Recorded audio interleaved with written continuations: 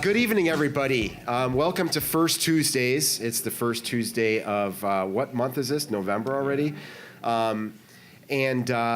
We do this every month. I'm Mick Dumke. And I'm Ben Joravsky from The Reader, and he's from... The Sun-Times. That's correct. We used to be together. Now That's we're right. apart. It's all It's not as bad as it sounds, really. Still the same building. Yeah, he's in the same building that he always was, and I'm actually in the same building I always was. It's just not the building that he's in. That's right, really which happens to be your office/home where you get to write your brilliant prose in your pajamas every day, Yes, right? that's right, yeah. As I think great for you. thoughts about Steve Brown and Mike Madigan. Bless you. Well, we have a couple great guests here. How many people have been here before? All right, great. Well, thank you for coming back. Those of you who are here for the first time, welcome and thanks for coming out.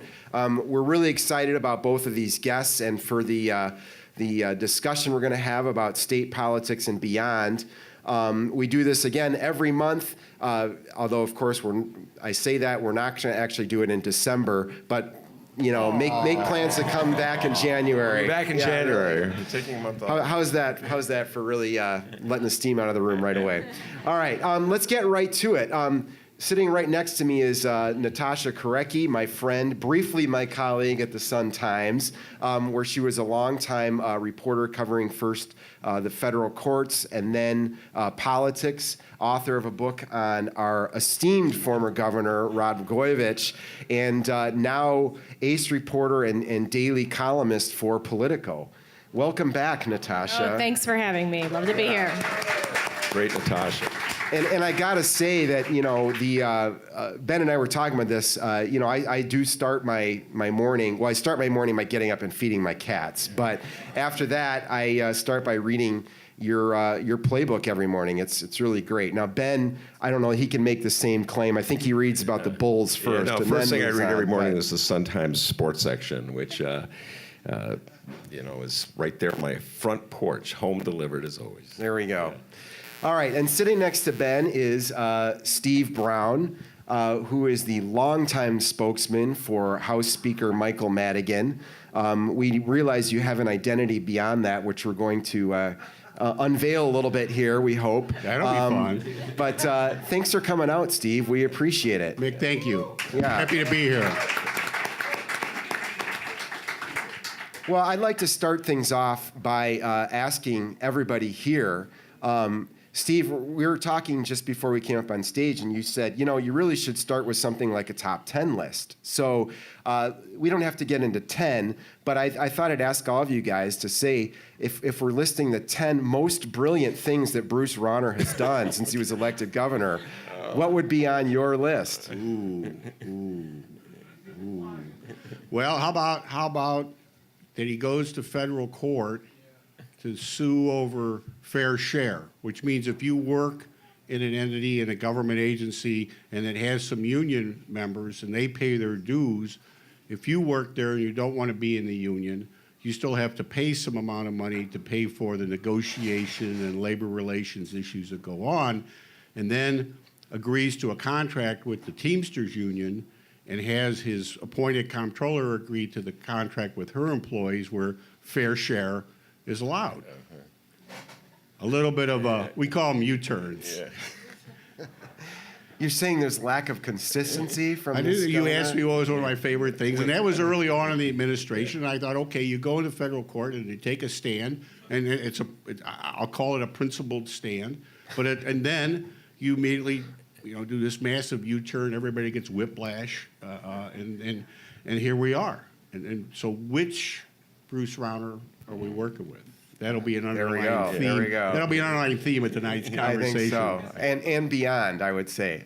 Ben, do you have an idea what is the most on your top 10 list of most brilliant things the governor has done? I'm going to play a different role here tonight, since Steve is here representing a sort of the Mike Madigan viewpoint, and you two are straight, objective journalists. I'll play the role of Bruce Rauner. Why is everyone laughing at boy. So I'm really mad at Mayor Rahm these days. Bruce Browner is. No, that's my favorite moment at the moment. I'm pretty obsessed with the fight between Bruce Browner and Rahm Emanuel. And so I spent the better part of the weekend calling friends of mine and people I know who follow these things to see if anybody actually believed that there was a substantive fight between the two. And I've still not found anybody who believes it's a fight, that the whole thing is just some kind of bizarre put on. For what ends, I'm not quite sure. You know what I mean? It's like everything else in this strange state that we're in here. You know what I mean? You're trying to figure out the end game. Maybe having Steve here tonight can help us with that. But so that's my favorite. Is his fight with Rahm real? Is there anything real in it? Was there anything beyond that? You know, the tuna fish that he sent to Rahm? Okay, and a quick follow-up question on that. Did everyone see that story about how Governor Rauner went into the Paulina meat market and grabbed these tuna steaks and held one up for the camera and said he was going to send it to Rahm? A reference, of course, to Rahm once sending a dead fish to a pollster he didn't favor. Ben, but I remember when we were first talking about this, you were not very impressed because you said, you know, a real gangster move is not presenting a dead fish like wrapped in plastic, like a tuna steak. Not very effective, right? Yeah, okay. I said he should put the horse's head or whatever, you know. Yeah. Then we'd be impressed. All right, Natasha, what have you been impressed with by the governor? In all seriousness, I do think politically this was a very good move, and this was when he vetoed the entire budget. That wasn't the part that was brilliant, but the part that was, I think, very smart for him politically was to sign the appropriations bill for education. So he made sure that he took that whole drama off the table right away, that all the schools were going to open. And I think that a lot of Democrats were kind of waiting for that. Oh, just wait till all the schools close and people are going to scream and yell at Rauner over this. And he just took that away by signing that bill. And I did think politically that was perhaps one of the first, like, very astute things that he did. Yeah. No, that's actually a good question to throw at Steve here. Strategically speaking, why did you give Rauner, not you personally, the man that you speak for, right. Why did you give Rauner that out? If by enabling him to send money to school systems throughout the state, as Natasha is saying, it took pressure off of him from having to make some sort of concession, if you ever would make some sort of concession, and enabled life to go on as it is for so many parents and children throughout the state, so they can pretend as though this larger fight. So why didn't you? Why did you give him that out? Well, we passed an appropriation for all of the state spending, $34 million, which was a little more, I think, than people thought was going to come in. And it was done to avoid being in a trap after the end of May, where you would need 3/5 vote to pass any kind of appropriation. And I think where the governor made a huge mistake was not using the line item and reduction veto authority that he has to make reductions in a lot of other areas of state spending. And it could have avoided nearly all the disruption that he's seeing right now. Now, it would have been a budget that was going to not have enough money, but we acknowledge that. His budget, which was introduced in March, was $3+ billion short. So while he did a good thing for K through 12, for elementary, secondary schools, he left higher ed high and dry. He left the universities with nothing. He left MAP with nothing. And then in the ensuing weeks, when we passed a bill, we said, well, Governor, there's a lot of federal funds out there you can't get access to for any other purpose. We ought to spend those dollars. And he, somewhat grudgingly, but eventually agreed to do that. And then we said, well, you left some things out. Like you left out adult ed and vocational ed that community colleges provide with federal funds. And he refused then and to this day to say we should spend that money too. That's just sitting there. Those schools, community colleges all over the state are going into the next semester. They don't know whether they can keep those programs operating. So he had some authority to use where he could have avoided a lot of the disruption while he pressed forward on the things he wants to do, and he missed the boat. So do you chalk this up, both of you guys, all of you guys, you chalk this up to, is he getting what he wants? Is the disruption what he wants? Or these, you're describing this as a mistake, Steve. Do you see this as a rookie mistake, or is the disruption the point?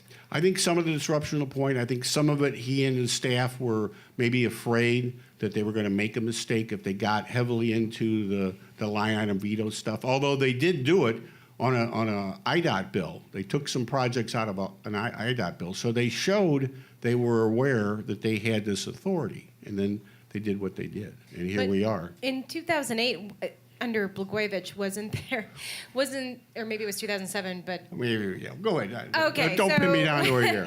wasn't there a bunch of reduction vetoes? Didn't he try doing that, reduction vetoes, and then you only need a simple majority then to override them, and politically it was just it ended up being a complete nightmare for Blagojevich. He did some of that. That's true. But at the same time, Governor Rauner has much better control over the Republican caucuses, and they would have been opposed. I'm not sure every Democrat would have gone along. I don't know the outcome. I'm just saying he had an option. All these stories we now are seeing every day in every part of the state could have been avoided. Okay, so we're basically standing still right now, and as we talked about the tuna steak incident a moment ago, Rahm and Rauner appear to be fighting back and forth, and we had a little informal discussion before we came up on stage about how real this is. Are these guys, and you brought this up a minute ago, so are they really, Ben, you brought this up, are they really fighting with each other? Are Rahm and Ron are really ticked off? Rahm is basically sitting there with this handout saying the city, even after this massive historic property tax that was just passed by the city council last week, the city still needs more money for the public schools. He's trying to get this homeowners exemption legislation passed, and he needs Springfield's help to do all this stuff, right? So is he sitting here really irked, and as they're trading names and all this other stuff, allegations of, pieces of fish flying back and forth, or is this just a stage event for both of them to gain some sort of political advantage? Did you want to go first? Go for it. Okay, I would say a couple things. One, I think the reason that people think that this is not real is because earlier in the session, Rahm seemed to be having some discussions with Cullerton and Rauner and not Madigan, and that seemed to really tick off Madigan, and you'll probably have something to say about that. But So we're talking, and I'm sure everybody knows all these people, but just in case you don't, you decided to dip your toe in politics for the night out, fun night out. We're talking about the Cullerton, the Senate president. And of course, Mike Madigan, everybody knows, the House Speaker. But so there's different dynamics. These are all Democrats, so there's that right? Yeah. there's that dynamic that the impression was that if that Rahm was at one point dealing with Rauner without Madigan, and that you don't do that, and kind of like, so to the extent that people would maybe believe that this is made up, that's kind of the reason. Like, is it for show because Rahm is trying to show that, no, I hate Rauner, I hate him. Please give me money. But I mean, the other thing is, I think it is part of Rauner's strategy right now to hijack the CPS financial disaster and use it in his negotiations. And I don't know if that was probably not the plan all along for him, because it does seem like they shift a lot, depending on what happens and what unfolds. But I do think that that's what Rauner's trying to do, is he sees it as an opportunity that he's going to say, you need this money, then bring Madigan to the table, try to convince some of these many Democrats in Chicago who are influential to vote my way and pass these things on my agenda. So yeah, I don't know how much of this, the tuna steak thing, and frankly, Paulina Meat Market has so many better visuals than a tuna steak. I was so disappointed when I saw that. It was pretty lame, yeah. I actually wondered, I was there and watched this happen. I actually wondered if it was kind of like a last-minute thing. Now, my assumption is always that everything is staged. But assumption. he was up there, he was making a big show of picking out his pork chops. I want those really big ones right there. Oh, that looks so good. I'm hungry. He's going through all this stuff. And then he's sort of like, where's the fish? And he walks back and grabs these tuna steaks. And I think, as Mark Brown wrote, on the way back, someone stopped him and demanded to know why he wasn't funding like services for the disabled. And he was just dead set on getting to that fish at that point in time. Didn't answer the question. But it to me, it almost felt like an add-on to this other press conference. But Ben, what's your take on the having obsessed over this? As you Obsessed said? over it. Well, first of all, you can't forget the fact, just that this notion that there's a fight between Rahm and Rauner is a fight between two people who became fabulously wealthy off of one another. And even Chicago voters, and I know I tend to have a low opinion of Chicago voters, understand that. And Rahm made his first millions as an investment banker in the late 90s, early O's, in a large part thanks to help from Bruce Rauner, who and his company on some acquisitions of one company buying another company. So I think it's really hard for people to suddenly believe that these two men who've made money together, who've vacationed together, who've consumed delicious wine that's almost as good as this wine together, could possibly be having a fight. So that's number one. But they're both egomaniacs, right? I mean, Well, that yeah, but it's easily... like, think about the history of Rahm, if I may go on another obsession of mine, like the history of Rahm in his fights, where he's just like ranting, he's putting his finger in people's faces, he's swearing at them, he's coming up to them naked and that kind of thing. He's not doing that with Rauner. It's like his heart's not in How this do you fight. know? I don't know. It's true, I do not know. Maybe Steve has some insights on that. But, I keep searching for what I keep saying is like an end game in all this, and I recognize several people in this room that I've had this conversation with privately. Like, what does Rahm hope to get out of this fight with Rauner, and what does Rauner hope to get out of his fight with Rahm? And I don't get it, because Rauner has already told the mayor on several occasions that I'm not going to give you the state aid that you're asking me for. Mike Madigan, in so many words, said the same thing when Barbara Flynn Curry came to the city council and testified at the education committee. So meanwhile, Rahm is asking principals and teachers and parents to join him in a crusade to Springfield to ask the state for more money that the state, both factions of the feud, the Madigan faction and the Rauner faction, have told him they're not going to give him. So I don't know if Rahm's delusional, at this stage. Like, he's pursuing a policy that's destined to fail. You know what I'm saying? Or does he just want to set it all up? This is where my leftist friends tell me, Ben, you're missing the picture. He just wants the schools to fail. Rauner wants the schools to fail, and then they're going to privatize the hell out of the whole. Okay, well, I think there's a few of my leftist friends in this room. Hold that very uplifting thought for a second, Steve. You got a hit there. Yeah. First of all, I think it's important to note who the hell goes to a meat market to buy fish. Okay. It gets better. It's sort of like another ketchup on a hot dog moment, I thought. Okay, for those of you who missed the Rauner campaign, you may not have been paying close attention. He goes to a Portillo's one day, steps up to the stands, got all the TV dudes and dudettes around, and says, "Hey, give me a hot dog, and I want ketchup on it." Now I think we know. That's no good. So that'd be the starting point. I think the governor believes that, bashing everybody. We'll bash them enough. They'll come to my point of view. At the end of the day, though, I think that the mayor, the speaker, probably have better ability to influence a block of votes to be for either some tax increases or some big cuts or some big changes. And I don't know that the Republican bloc in the House or the Senate is that cohesive. So the governor can push. That's his style. That's his business style. It was like go in, slash and burn, consolidate, fire, leave. If things go south, let me get out the door before the bankruptcies hit or whatever the case might be.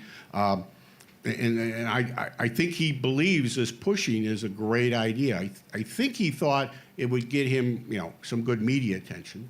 Our friends at the Tribune editorial board think it's the greatest thing since sliced bread. Unfortunately, they are not nearly as influential as they once were, and that's just a plain fact. They may be influential maybe in legislative primary races. After that, it's all kind of up for grabs. All right, let's Ketchup on a tomato. Ketchup, yeah. Okay, Steve, there's a few things we need to ask you in particular. People are really curious about. First of all, we understand your contract with the speaker calls for you to be. You're on call 24 hours a day, right? Here I am. So what happens? The miracle of a I smartphone. was It could going to ring. say, are you checking your phone to see if the speaker is calling right It now? hums when he calls. So yes, and that's the relationship I've had since we were going to talk bio. So I'll do a real quick thing. Born in St. Louis, Cardinal fan, SIU Carbondale, Daily Herald newspaper, the same place Natasha started in journalism. And what an amazing coincidence, don't you think? She did a fabulous job when she was a legal affairs reporter there. I thought did a fabulous job covering the federal building. And I'm not sure anybody has done that better, and I'm not trying to be like a big butter you up kind of thing, but you did a great job there. You do good in politics. And this new thing is kind of an interesting adventure that adds yet another news aggregator. Just keep talking, Steve. It's okay. Yeah. Don't worry. That's good. It's good you've got the winter hat on, partner, because you might have noticed the season ended. Yeah. For all of us. I'm ready for For spring. all of right. us, Mick. Yeah. It's what? We're 3 months and about 10 days to pitchers and catchers reporting. There you go. Worked for the Daily Herald. Went to Springfield, opened their first bureau. Got to know some folks. I was not involved, but folks involved in Jane Byrne's campaign in '83. They thought I knew a lot about state government. Actually, I pretty much knew where Springfield was. I'm not sure I knew a lot more. But then spent 4 years working as an administrative assistant to the mayor, director of intergovernmental affairs. The most eye-opening educational 4 years probably of my life, because I learned everything there is to know about Chicago, came to have deep respect for Chicago, despite all the different problems we have here on every different day of the week for every different reason.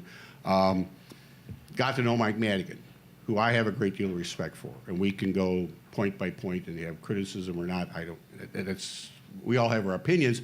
And then I started with him after '83, after Harold Washington accepted my resignation, which was his right, on a 3-month contract, because I was actually interviewing for some other jobs, doing some other work. One thing has led to another. The contract continued. It was somewhat extended, and we're going to enter into the 33rd year of that contract in January. And so it began a bit as a not planned business relationship. In the 80s, I did a lot of consulting outside of Illinois in a variety of fields. I still do some in Illinois for people, mostly not-for-profits, some associations, things like that, some individuals. I did a few campaigns along the way. I was involved in Carol Braun's first campaign. That was a hoot. Involved in Ori Pichinski's campaign for county board president against John Stroger. That was less of a hoot. Interviewed, this is fun, I told Axelrod this a couple of months ago, interviewed for the job as Paul Simon's press secretary before David left the Tribune and went over to work for Senator Simon in that Senate race. So I guess had I taken the job, David Axelrod may be still writing for the Tribune. I don't know. So that's a quick bio. I lived in Libertyville for a while. I lived in about 14 suburbs in the northwest suburbs. I now live in a town called Washington, down near Peoria, Tazewell County. We're about to celebrate second anniversary of a very devastating tornado. The town, I had no damage. I was lucky. I don't want to say blessed because I think Was that because of Mike Madigan and his power? Yeah, well, it's a funny thing. So I moved to, you like this. I moved to Washington, to Tazewell County in 2004. And a few years later, a guy named Stu Umholtz, state's attorney of Tazewell County, decides he's going to be the Republican candidate against Lisa Madigan. And there were those who thought somehow the speaker had some diabolical foreknowledge of how this was going to go. Stu and I got to be good friends through the whole thing, by the way. But yeah, that's kind of the history. Well, now, you and I have generally, it's the first time we've met, by the way. I know. But we've talked on the phone. He's got a quote from like 1840. Yeah, 1840, before computers or anything. But it was literally 1987. Is that when you it was figured? the first recorded quote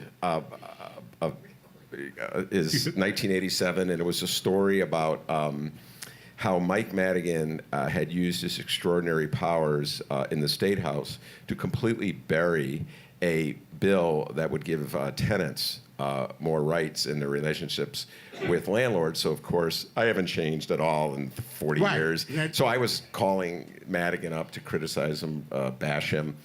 And you pretty much told me that I didn't know what I was talking about, and it wasn't a story, and that was sort of the gist of the quote. Yeah. And it's been... And you wrote what you wrote. Yeah, I wrote it. Here we are It's been today. a wonderful relationship Yeah. ever since. Well, but I think for the most part, I've always taken calls. Yes, you have. I try to take them promptly because one of the things that hasn't changed in all the changes in journalism and reporting that's gone on, reporters get information, reporters have questions. I understand that reporters and editors and news directors and station managers, what have you, they all have lives. They want to go home. Yeah. They want to get whatever it is you have to say, put it in their story, Right.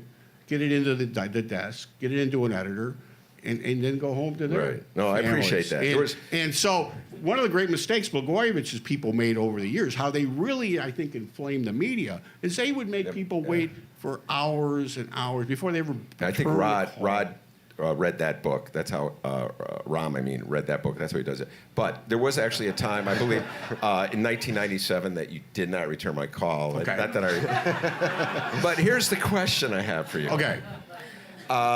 So Don't ban 1,000. So throughout the 80s and the 90s and the O's, I was always hammering away at Madigan for one thing or another whenever he came to my attention, which was from time to time. And usually we're batting back. And now, I don't know if this is a sign of he has changed or getting senile, but I'm finding myself sort of appreciating the role that he has taken in the House. Someone calls him the goalie that's sort of protecting union collective bargaining rights, that kind of thing. Sure. So has Madigan changed his fundamental ideology? Has he decided that after all these years he's going to be more like me? Or what's going on here? I mean, there have been some shifts over the years. There have been some years where we've not gotten along with the groups that represent public employees. And there have been a couple of election cycles where they've not been supportive, either financially or, more importantly, with boots on the ground, if you will, in some of our campaigns, because they were angered. They've been most angered in recent years about some of the attempts that we've made to bring pension costs under control. Major problem, 1,000 reasons. We could probably spend 2 hours going through how all that happened. Our good friend Jim And then we'd Edgar- wake everyone up at the end. Oh, yeah. Well, we would keep on the edge of their chairs those who either are getting those checks or waiting to get those checks. That may not be a big part of this crowd. But our good friend Jim Edgar is celebrating, I think he started Sunday on Rick Pearson's radio show, his 25th anniversary of his first election as governor. And, of course, it was Jim Edgar who thought, right before we start that ramp to refund the pensions, we'll skip an entire year of funding. And more important than that, I think, at the end of the day, and everybody acknowledges now, is when Governor Thompson first signed public employee collective bargaining onto the books in Illinois, they thought it'd be a good idea to allow a 3% compounded, what they used to call cost of living increase. Now, whether the cost of living goes up 3% or not, everybody still gets it. But- And that has become a huge element in the But game. what do you say to the fact that Madigan was the constant and for all that time? Sure, I would mean, make the point as I do from time to time. I run down to the index division of the Secretary of State's office where all the public acts repose, and I can't find his signature on any of those bills. Well, it's the truth. It's a simple truth. But doesn't he He didn't control- sign one of those bills, so there had to be. He had his role. He takes his responsibility, but he wasn't alone. No, there's fingerprints. No, sir. There's fingerprints, and he's publicly talked about his responsibilities and where we did an early retirement plan at the end of the Ryan administration that was portrayed by every interest group I know of, every expert, all of the Taxpayer Federation, Civic Committee of the Commercial Club, any group you can think of that has an opinion. There's lots of them. They're growing. That said, this will save money. And so the legislature voted, believing it would save money. Well, it didn't count, unfortunately. It didn't count if you took leftover vacation time, leftover sick time, put it into your pension collectible time, and at the end of the day, it didn't save money. So Mike Madigan's never walked away from his responsibilities. He's the only guy who's been there, but he's never signed one of those bills. Okay, I'm going to completely switch gears Oh, here great. and go back. Let's talk Cubs. I thought the Cubs did a great job. Now we'll go right back to Bruce Rauner, Okay. and I will give a hat tip to Dave McKinney because had he not just been returning from Europe today, he would have been here. And Good. his question to you is, in your opinion, is there anything that Bruce Rauner has done right now that rises to an impeachable offense?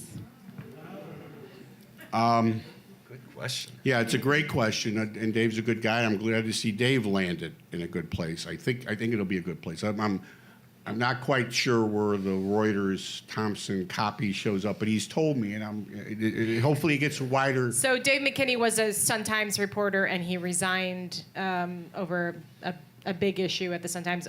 Was he a Daily Herald guy once upon a time? Yeah, he was too? Daily Herald, too. See, Now he's at- everybody began really at the Daily That's where all Herald. things You should all move to And Arlington he was Heights. on this show a couple months Dave- back, yeah. a few months Yeah. back, and Yeah. told the Dave whole McKinney story. was on this stage. Yeah. But wait a minute. So Is it an impeachable offense? That was the Yes. question. My only experience there has been two people. One, Jim Heupel, who was a Supreme Court justice, who we went through a long period. He did some very egregious things, pretty much outside the scope of his duties on the bench, and we didn't impeach. Right? Blagojevich did a whole series of egregious things, and we didn't get around to the movement for impeachment until after he had been arrested and after some of his actions were more publicly known. I don't know. You can be critical of Bruce Rauner. I have been. The Democrats have been. Speaker Madigan has been. I don't know that that's happened. Okay, I'll just leave it at that. That's a whole different level we've gone to. I think somehow if you found that Bruce Rauner was doing these things and somehow he was being enriched, his colleagues, his allies were being enriched, that might get you there. I don't know that that's anywhere near the case. But there's a lot we don't know. This is good you got down to. I just made a nice pivot here. Let me take one other second. Because, and Natasha and I think have had this conversation. I think Natasha rejected my criticism. I thought there was woefully inadequate coverage of who Bruce Rauner was in the election run-up. Different publications took a little bit of a look at different things he did in business. He just filed his tax returns for 2014. Line 17, he took a $7.6 million loss on rental properties and different kinds of income. That's a huge number.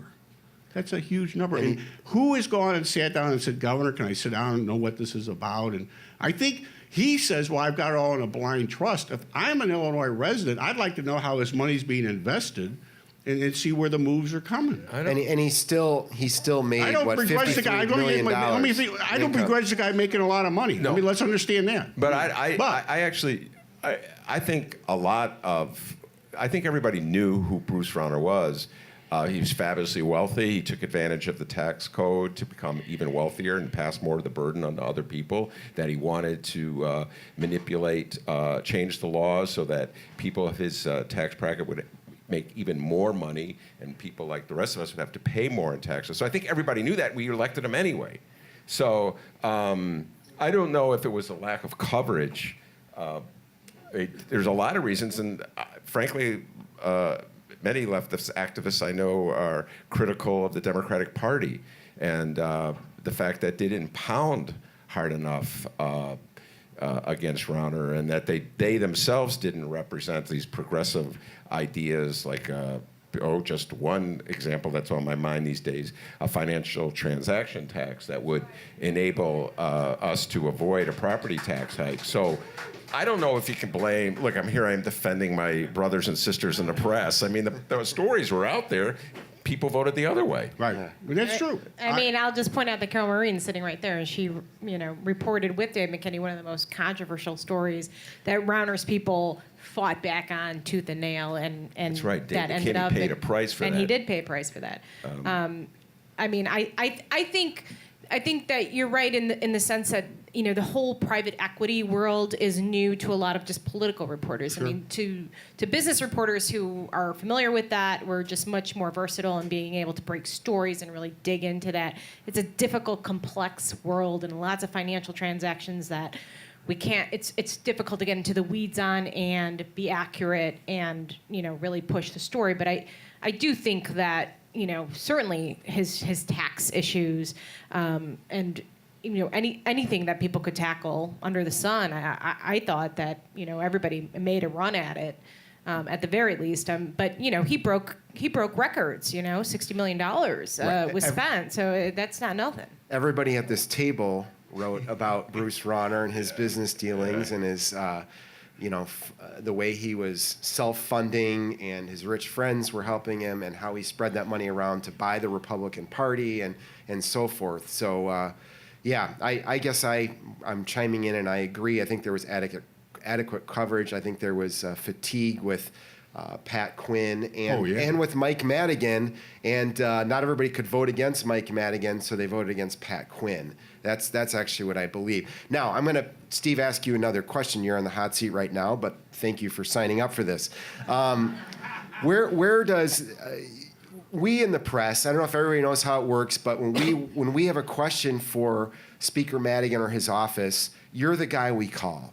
Correct. We don't ever talk with Mike Madigan. He rarely holds press conferences. He rarely shows his face outside of his duties as Speaker of the House. He rarely shows his face and fields questions. You're the guy, and to your credit, as you pointed out, you do get back to us. You call us back. You usually are ready right then to answer the question.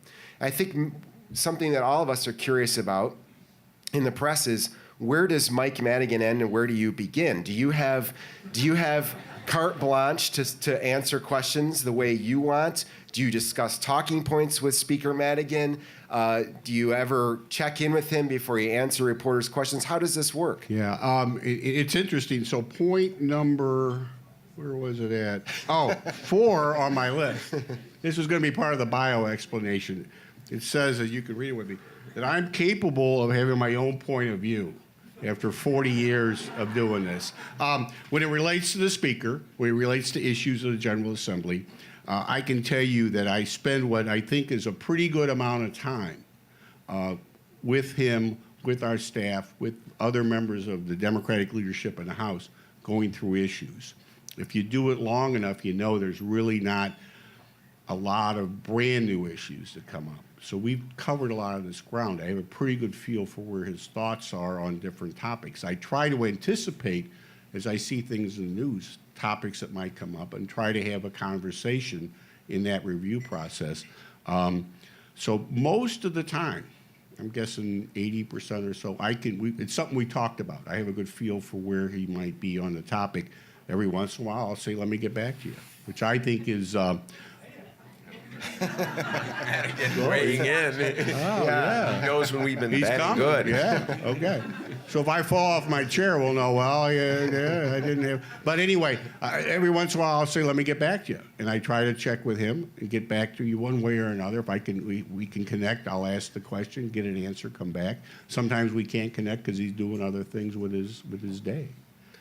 Well, has he ever called you and said that was too outrageous to believe, that last quote you gave, usually something to me? Or, is it any time where he said you went too far? Yeah, Ben, I think, there have been... like when you were ripping Blagojevich, right? Yeah, no, there was no pullback there. He had fun along with everybody else, I think, except probably the governor and the governor's family. No, once we have a sense of what his point of view is, the way it works is, I'll express his point of view. Now, I might try to make it a little more readable because I understand that, Mike Madigan, Steve Brown has got a couple of sentences max in a story that's going in there. I know, and if I'm going to catch somebody's attention, either to respond or to send a little message to whatever the story's about, send a little message whoever's initiated it, that maybe you went over the line. I try to do that. I mean, I think I understand the nature of the business to where having a colorful quote or something that's a little bit of zip behind it, it's like the fastball up around the chin. Yeah. I think I like to try and do that. But in terms of making sure that his point of view is understood is my first and foremost goal. What is his, we're asking you, you have your own opinion, I respect that. Okay, But I mean, I just wanted to make spokesman that point for the purposes of the video. And there's a lot, I gotcha, I gotcha. Yeah. Well, we're all curious, what is the speaker's end game? What does he want? I mean, specifically in this battle with Governor Rauner, and even more generally. I mean, he is a successful attorney. He makes money off of the property tax appeals process. He is the most powerful politician in the state. What does he want? You've worked with him for 3 decades. What is his end game? Well, the end game, I think, is to help working families. It's a real simple end game, and it's been the end game for all the time we've been there. It's taken different directions. It's taken different forms. There's been years that he opposed income tax increases when Jim Thompson was governor, when the Tribune went off us on that. There have been years where the Tribune wanted a blank check on lights at Wrigley Field. And we said, well, you need to work with the Representative Cullerton, now the Senate President. I don't think the end game has changed all that much. And he understands that the public voted for a new person to come in, new people to run the government, and I have tried to work in a professional manner. Are we going to do things like, say, throw out the workers' compensation system, which it comes into play only when a worker gets injured? We're not going to do that. We're not going to damage middle-class families. I'm sorry. And there's other things that the governor thinks are important. They don't kick in until the next decade at the earliest. So those will have to wait a little bit too. First and foremost, right now, he'd like to avoid all the disruption that's happening up and down the state over higher ed, mental health, child care, what have you, and get a budget done. We understand the budget's not going to be easy to get done because it's going to require some cuts. It's going to require some revenue because the tax increase that was put in place in 11, the rates went down. But wait, Steve. The general consensus about Mike Madigan before Rauner took over is that he was the master manipulator who used his powers in the State House to hold on to his majority. When I talk to people, they go, what is Mike Madigan's end game? It was to hold on to his majority. If that meant signing on to like a bill that would give money to the Chicago Mercantile Exchange, would have a lefty like me up in arms, he would do that because that would help him get funding from that sector.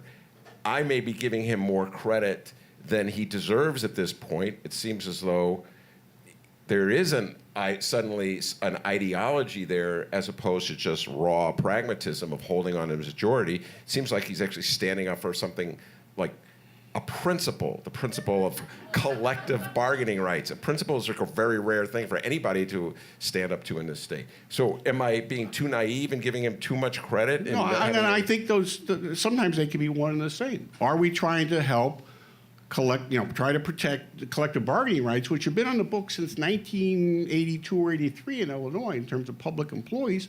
And so why tell us the advantage of turning back the clock to that period? What's the gain to be happening there? Does that mean more prosperity for the people of Illinois? At the moment, we've not been persuaded that's going to happen.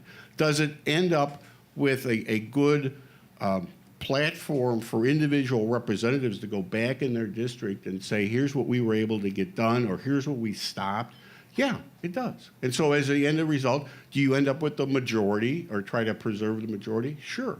But one has to follow the other. It's not, Mike Madigan has some influence, has some power. He works at it a lot, both politically and governmentally.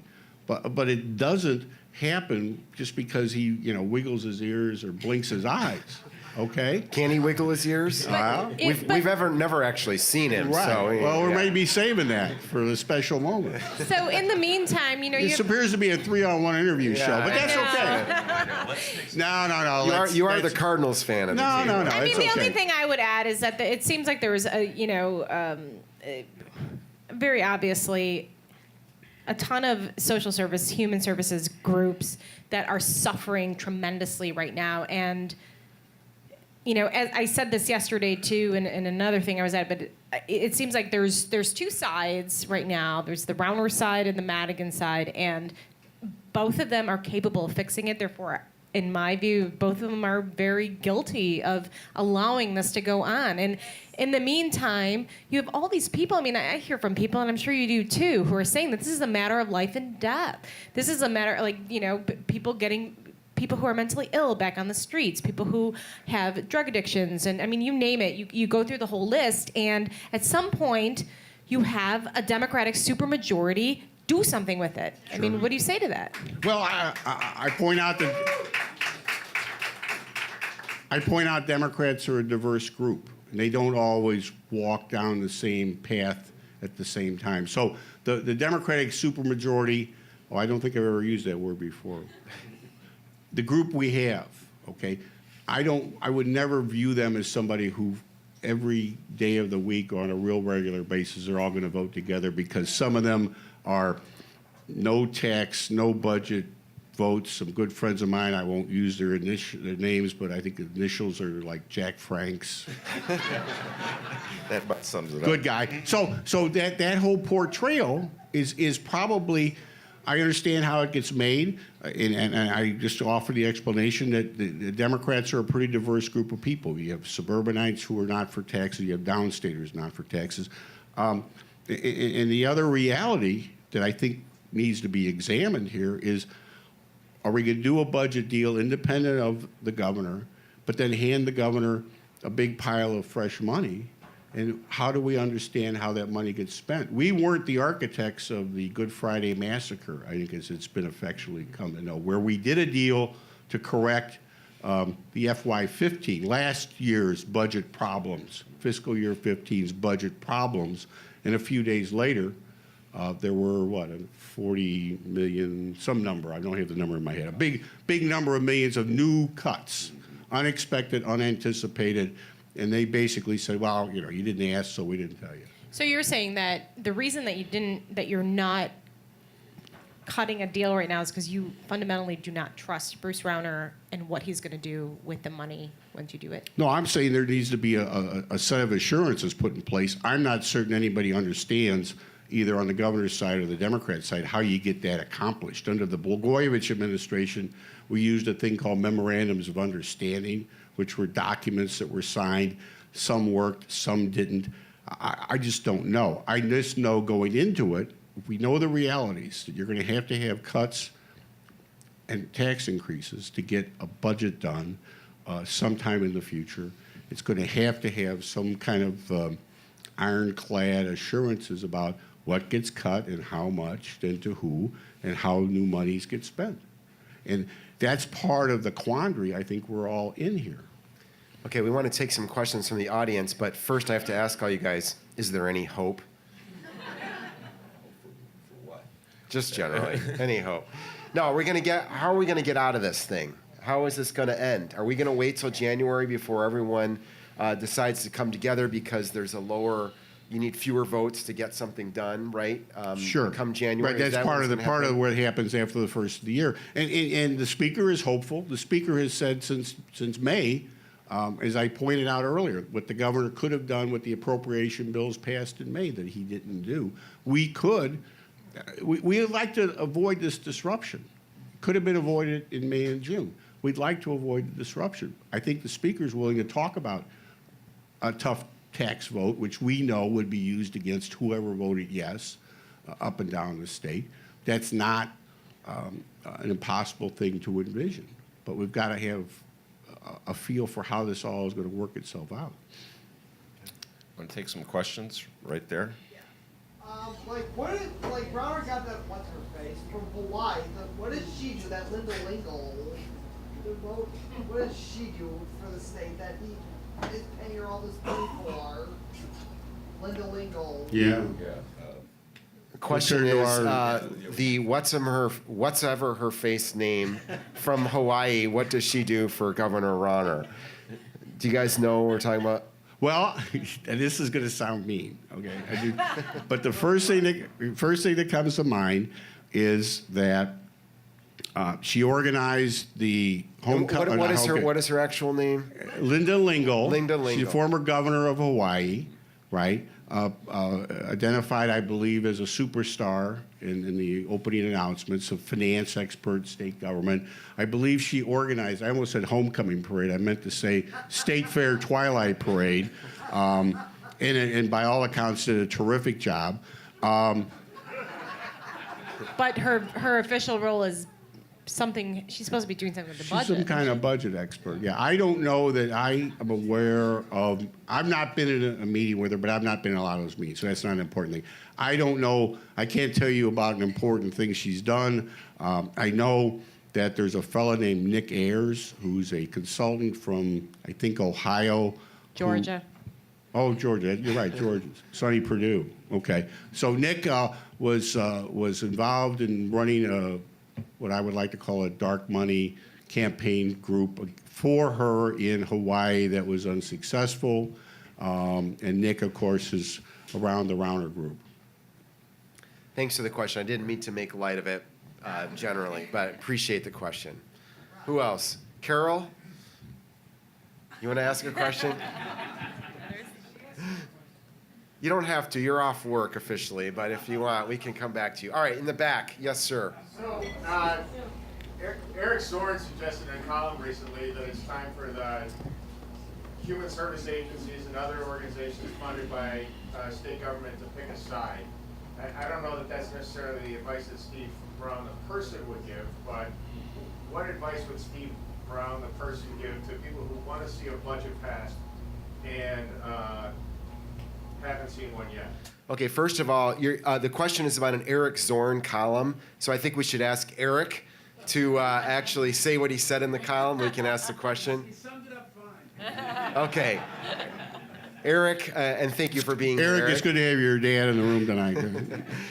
The question was, basically, his column was that human service organizations should Right. take a side in this battle.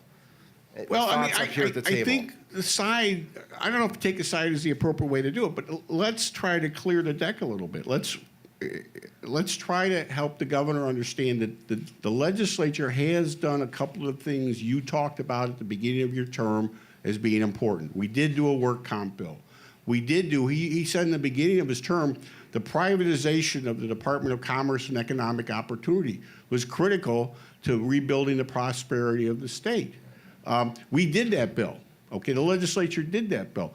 We've taken a ton of votes on freezing property taxes, which is a real mixed bag because I think according to the Municipal League website, there's 170 or so towns that have voted thumbs down on that. They don't want that kind of local control. If they want to hold their taxes, they don't want to be ordered by the state to be controlled. So let's try to clear the deck of these issues. Maybe we have to have votes on some of these other things. I read that column and I agreed with what Eric said 100%. And of course, I always want people to take stands on the side that I'm on. So it's possible that the social service providers of the state of Illinois would take a stand that I don't agree with, like against collective bargaining rights.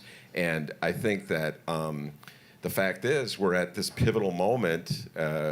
There's these two distinct points of view on where we should go as a state. One, just dealing with the union movement, is to say, well, we don't have collective bargaining rights, and the other says, yes, we do have collective bargaining rights. So if I'm providing services to people with Alzheimer's, let's say, I don't know why I want to be dragged into that.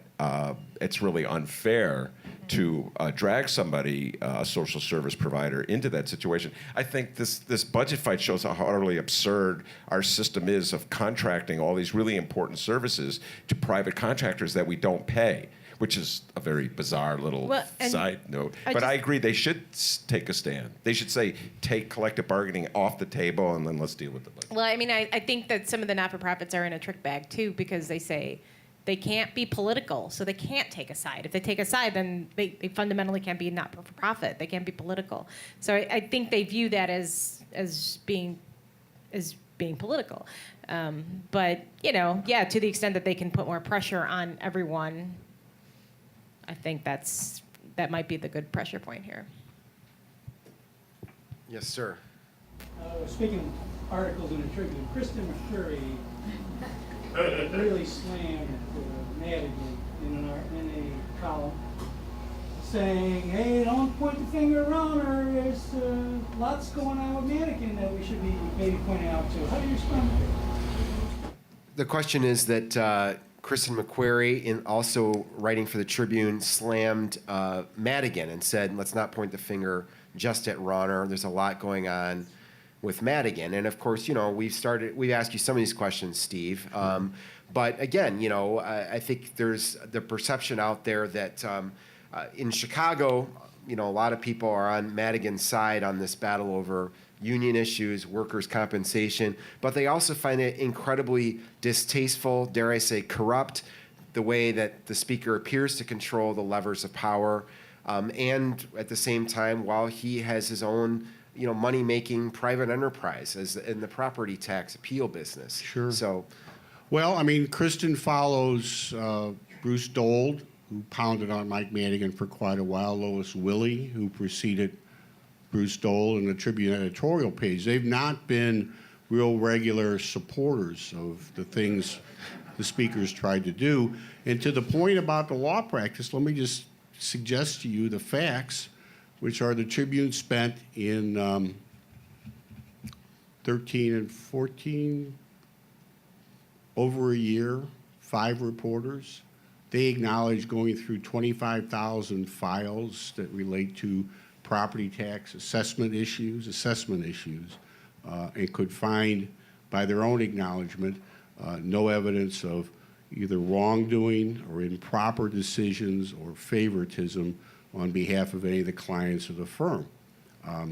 They didn't like to acknowledge that, but that's what they acknowledged. They ended up writing a story that said Madigan's firm represented a lot of the big buildings in the Loop. That was the endgame of that story. So I think that has been scrutinized. That's not the first time, but that's the most recent time, the most comprehensive time that it was scrutinized. And I don't know that they found anything that evidence is wrongdoing or anything improper or some suggestion that something was traded for something else. Okay? well, why does it bother everybody so much? Why does it keep coming up? Well, I mean, because it's easy for somebody to bring up and make a representation that there's something improper. I just go back and tell you what I lived through listening to Tribune reporters, and I know who the Tribune reporters spoke to. They went to people who they thought were going to be critics of the speaker. They showed them examples of decisions that were made about what I call assessment mistakes by the assessor's office. And the people who are practitioners in the business said, well, that's not improper. Here's examples of my law firm of what happened. So, Well, okay. people it can always be a point of debate. Some people think anybody going to the legislature shouldn't have any kind of outside income, whether they're an attorney or a doctor or a shoe salesman. I would say to you, then you take out a sense of diversity in the legislature. The same thing will happen with term limits. You send very new people. The best evidence, the best poster child of term limits is what happened in Missouri last year, where the Speaker of the House had to resign because of some allegations about text messages and interns. Right, okay. Another guy did the same thing. All right. I'm sorry. A very. Did I talk too slow or talk too long? Yeah. I just have to. I find myself in a very strange position where I'm defending the Tribune. So I'm now going to defend Christian's column. First of all, I share the sentiment of many people in Chicago that there's something inherently unfair about the fact that our property tax system is adjudicated by people of the Democratic Party who own their allegiance. In fact, Steve and I have gone back and forth on this point a few times over the years, who owe their positions or their jobs to the powerhouses in the Democratic Party, who, by the way, have their own property tax relief firms. And I'm talking about not just Speaker Madigan, but John Cullerton and the chairman of the Finance Committee in the Chicago City Council, Ed Burke. So there's just something so inherently unfair about all of this that any Chicagoan, even Chicagoans, can understand. But having said all that, I totally with the Tribune when they go after Madigan on that. When Christian wrote that column the other day that I believe you're alluding to, she started off by criticizing Madigan and Cullerton for shepherding through the CME, Chicago Mercantile Exchange, tax break, which of course had lefties like me up in arms, screaming red in the face. But I'll tell you this, what the Tribune won't write is that had Madigan and Burke not Burke, Madigan and Cullerton, get my property tax lawyers mixed up. Had Madigan and Cullerton not joined forces with Mayor Rahm to shepherd that deal through, the Tribune would have been blasting them and would have been saying that they're anti-business, that there's too much taxes on Chicago. So you can't have it two ways. You can't criticize Madigan like you're a lefty like Ben and then turn around and criticize him if he is too much of a lefty like Ben. So I was waiting for a response from Mr. Brown so that he would write to the Tribune and say, hey, Kristen, what's up with this? Hey, how about this? My quick point to that is if you've done it as long as I do it, you know they don't listen. And they don't publish it, right? Well, they might publish it, but they don't listen, and that's the unfortunate thing. There have been people in that position who I've had a good working relationship over time and have spent time, and the speaker has done the same thing, spent time talking there about some of these topics in some great detail. And it has had a diminishing impact, and it's not just a good utilization of time anymore. And I'll just leave it at that, okay? And I appreciate your concerns. I appreciate the frustration. I've tried to explain in as much detail as I can off the top of my head the nature of the law firm, the examination the law firm has gone through. And I can tell you that I'm just guessing. I don't know this. I'm guessing that if the newspapers have done this much work on it, probably there's other entities out there that have done a little work. So if there was really something illegal, what do you think? But if illegal is the only bar, I No, think we're in illegal's trouble. not. No, Mick. No. Don't start. No, it's not the only bar. It's not the only bar. And I can tell you that the way Mike Madigan has approached this is his own code of ethics that says nothing I do in my public office benefits me personally, benefits my law firm. And that was the other question that was raised by the Tribune. And my reading of those stories, and others can read it whatever their own. I didn't see that was violated, okay? And they spent a lot of time, a lot of energy, probably $1 million plus in payroll, and who knows what else. So, All right. okay? Your point of view? Well, let's get the Tribune up to review it. Why don't we have them up here? We can have a little dialogue some night. Yes, in the back. Yeah, I had a question because I'm really interested in this distinction between fingerprints and the signature. Because I think that came up before. So it's not so much a politically tactical question. It's more philosophical, but because it's really for us. I'm a CPS teacher, so it seems like you down in Springfield are playing some sort of Ender's Game, and so it's like, yeah, what is that distinction between the fingerprints and the signature? Well, the signature point. The question is, earlier we were talking about the various pension legislation Sure. through the years. Yeah. And you said, Steve, that Mike Madigan's signature isn't on any of those bills because he's not the governor. But you also said, essentially, yes, he was part of a group of people who signed off on them ultimately. So the question is, for those who didn't hear, where's the distinction, where's the line drawn between having your signature literally on the piece of legislation, having your fingerprints on it in different ways? Yeah, well, the point of the signature comment was just so everybody understands there were others involved before a bill becomes the law. It's a simple distinction I like to make. And everybody thinks, because Mike Madigan thinks something's a great idea, we go ahead, just boom, it wakes up one morning, there's a bill, it's a law. It takes a little more than that. There are others involved in both the Senate, that other group. Senator Cullerton gets offended when he doesn't get any credit for any of this stuff. And so that's my point. Was he supportive of some of these things over the years? I'm sure he was. I don't have a list of roll calls in front of me, but my guess is when Governor Thompson said, let's do the 3% COLA, he probably voted for that bill. When we did the early retirement under the Ryan administration, he voted for that bill. So there's plenty of credit or blame, depending on the perspective. A lot of it's going to be blame. He will take and has taken.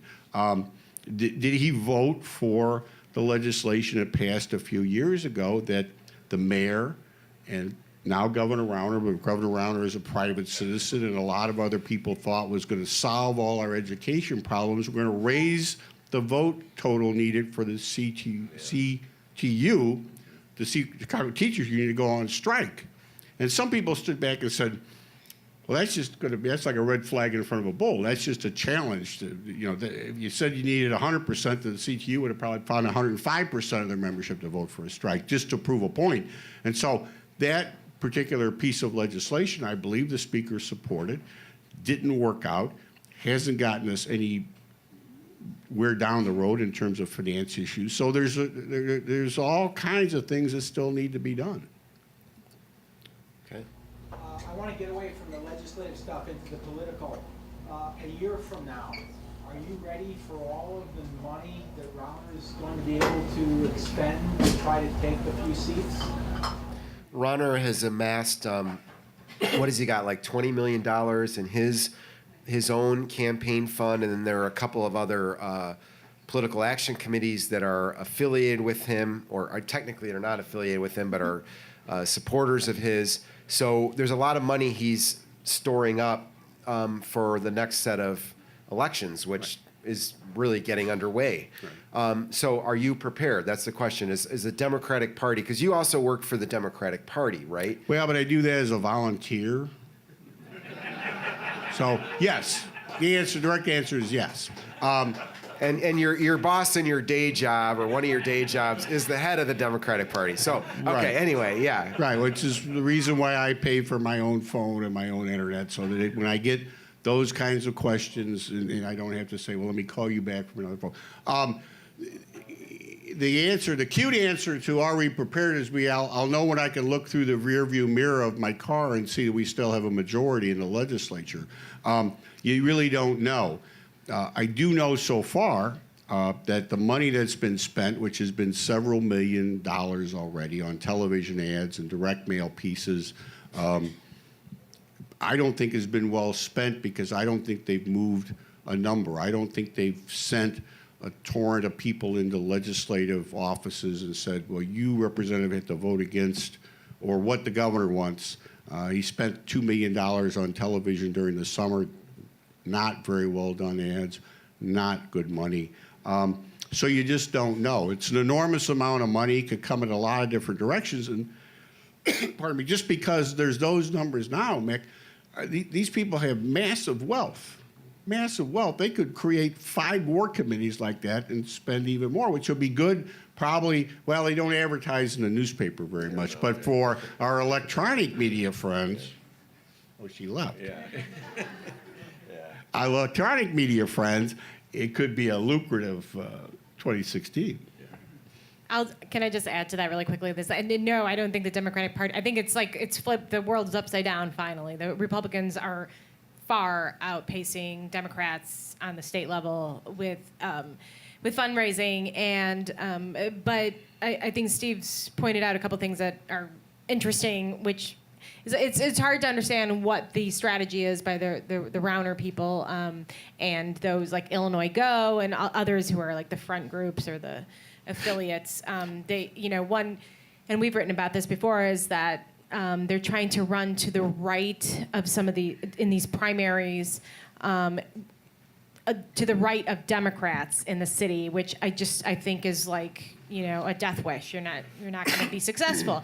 But then there's this theory that they don't necessarily need to be successful. That the whole point is to kind of bleed the money that Cullerton and Madigan are going to have to use the money on races they never would have had to worry about in the past.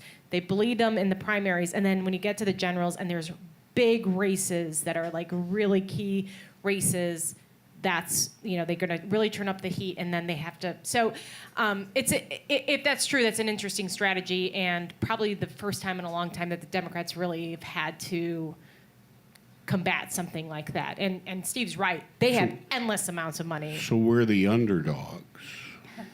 Whoa. Woe is us. Underfunded underdogs. Thank you for endorsing that idea. All Rauner wants to do is just take off one or two people. Ultimately, that's what he wants to do. Well, their whole Like you goal, said, is get rid of the the whole goal of the supermajority. last election went for the House Republicans went from, okay, well, we got to win the majority. We've got to do this. We've got to do that. Can we just win one little seat? Just to take out that word that these people use up here that I don't use. It slipped out of my mouth by mistake. And it never coalesces to begin with.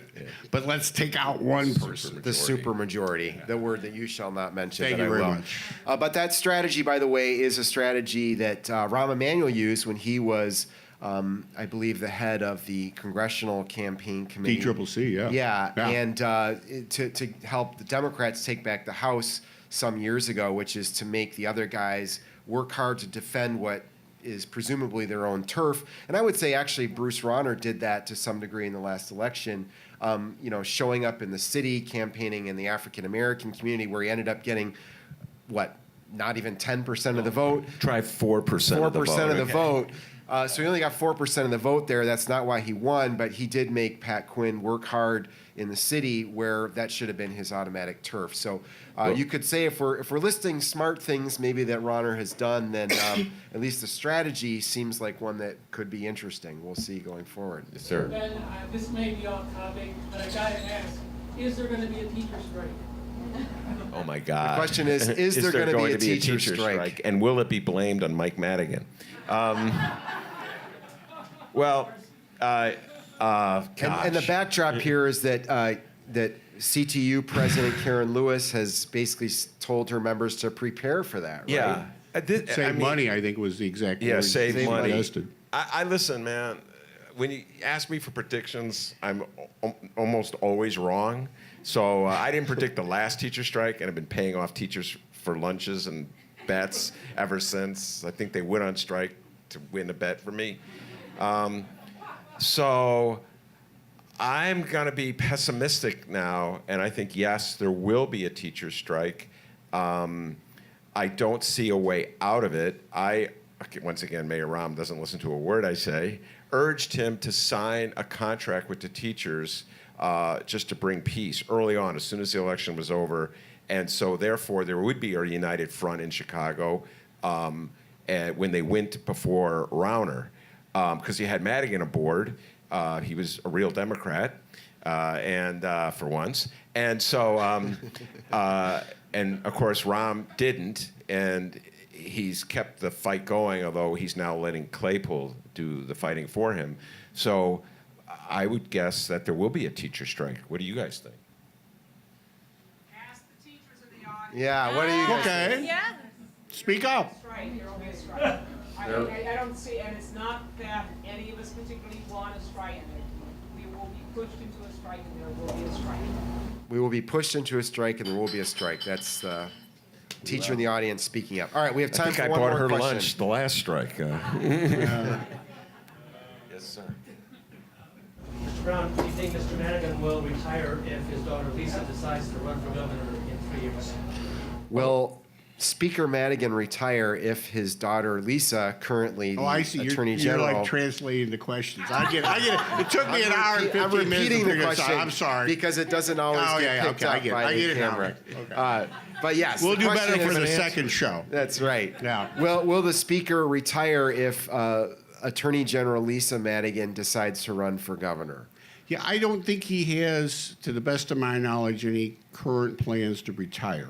Okay, now the Attorney General did say that, did set that sort of as a condition a couple of years ago when the question was asked of her when she was thinking of running. And so whether that remains a condition or not, I don't know.